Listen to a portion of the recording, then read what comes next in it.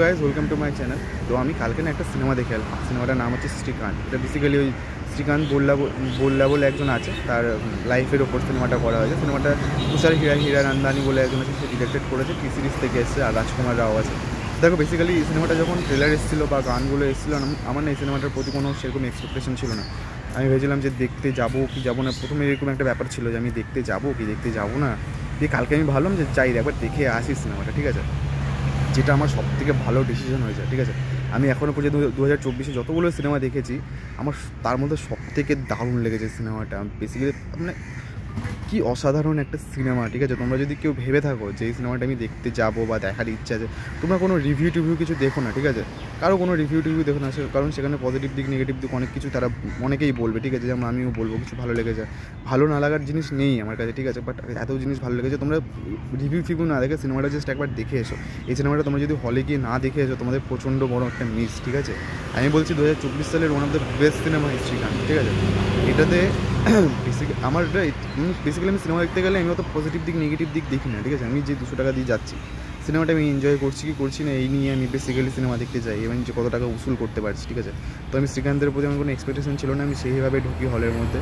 সিনেমাটা যখন শুরু হয় তখন একটা মানে লো পয়েন্ট থেকে শুরু হয়, যেভাবে নর্মাল সিনেমা, ঠিক আছে।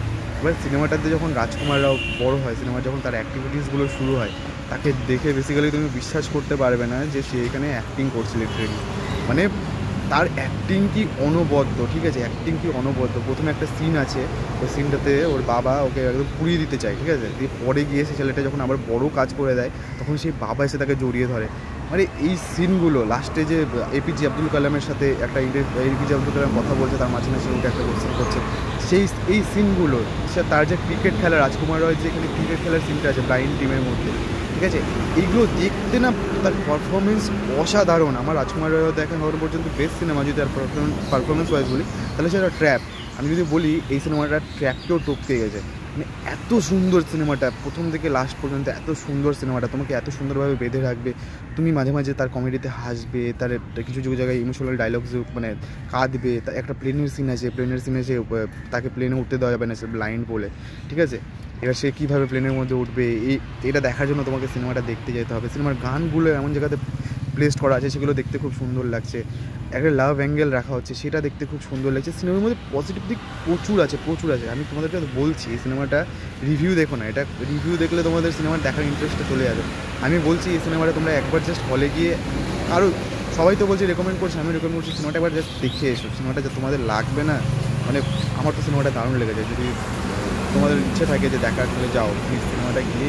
এরকম সিনেমা চলা খুব দরকার, এরকম সিনেমা মানে এসছে বানানো হয়েছে, সেগুলো দেখা খুব দরকার। এই সিনেমাতে জ্যোতিকাও আছে, তাকে দেখতেও খুব মানে তার পারফরমেন্সও দারুণ লাগছে, ঠিক আছে। এই যে তার মানে রাজকুমারের রয়েছে হাঁটা চলা, হাব ভাব, ঠিক আছে, এইগুলোর মধ্যে না একটা অন্ধের ফিল হচ্ছে। আমি একটা কোনো একটা ইন্টারভিউয়ে দেখেছিলাম যে সে ব্লাইন্ড হওয়ার জন্য চোখের মধ্যে কি একটা লেন্স পরে সে ঘোরাঘুরি করছিল, মানে সে একটু ব্লাইন্ড হতে পারে। মানে তার তুমি অ্যাক্টিং করার জন্য তার যে মানে তার কী লেভেল তুমি বুঝতে পারছো জিনিসটা।